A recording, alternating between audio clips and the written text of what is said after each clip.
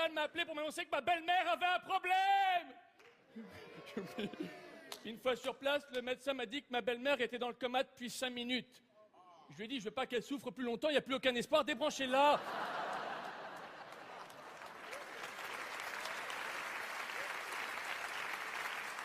J'ai dû expliquer la disparition de ma belle-mère à notre enfant, j'arrivais pas à trouver les mots. Finalement, je lui ai dit, cette année, le Père Noël est passé plus tôt que prévu. Pour la première fois, le cadeau, il est pas au pied du sapin, mais dedans.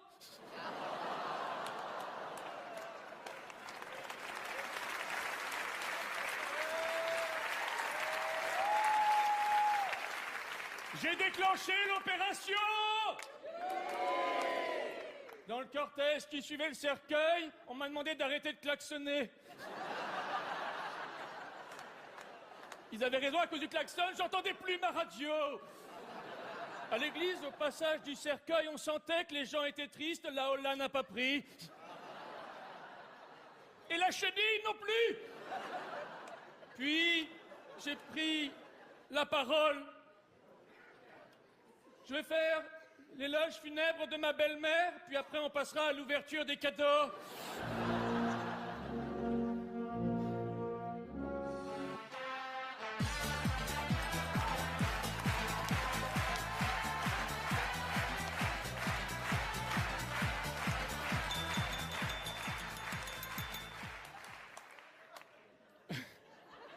Un peu de silence, s'il vous plaît, respectez ce moment de bonheur. Avant de commencer en hommage à ma belle-mère, j'aurais aimé faire 1 minute de silence, mais je me dis que les femmes n'y arriveront jamais.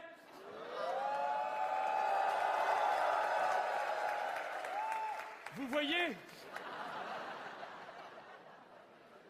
Janine, beaucoup de gens nous ont quittés trop tôt, toi tu nous as quittés. Ah, vous la connaissiez aussi alors? Janine, tous les dimanches pour le déjeuner, tu nous servais un repas chaud. Aujourd'hui, c'est un buffet froid.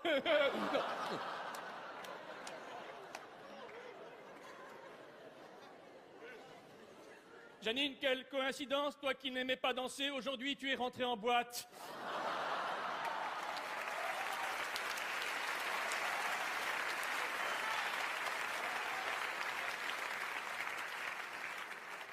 Pour avoir mon âme en paix, Janine, j'ai décidé de te rembourser tout l'argent que je t'avais emprunté. Je t'ai glissé un chèque dans ton cercueil. Tu l'encaisses quand tu veux. Janine, on t'avait offert le livre de Yann Arthus Bertrand, La Terre vue du dessus. Tout à l'heure, tu vas connaître la suite.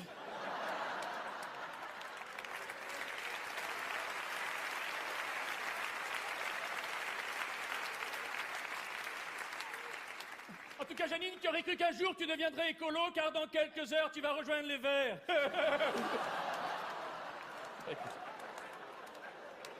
Janine, tu as vécu plein de choses. Une fois, tu avais été sortie d'un immeuble en flammes par les pompiers. Je me souviens, je leur avais dit, cette année, comptez pas sur moi pour vous acheter un calendrier. J'ai plein de souvenirs, Janine. Je me souviens encore de notre balade en forêt. Je t'avais trouvé touchante quand je t'avais vu en train de courir dans le rétroviseur de ma voiture.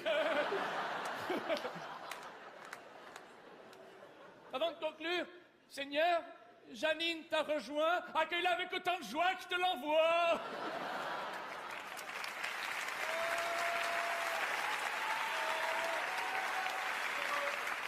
Pour te rendre un dernier hommage, Janine, j'ai enregistré tes dernières paroles que voici.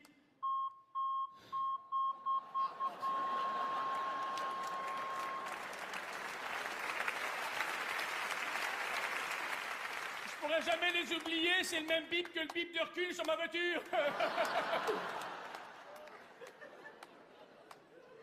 Afin de faire des économies pour transporter le cercueil de l'église au cimetière, j'ai pas pris de porteur, j'ai fait ça avec un diable. Au moment de la mise en terre, une sonnerie a retenti. On avait oublié de retirer le portable de ma belle-mère qui était resté dans sa poche. C'est étonnant d'entendre un portable sonner dans un cercueil.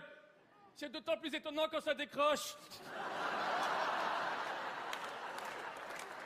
Ma belle-mère était encore vivante, youpi.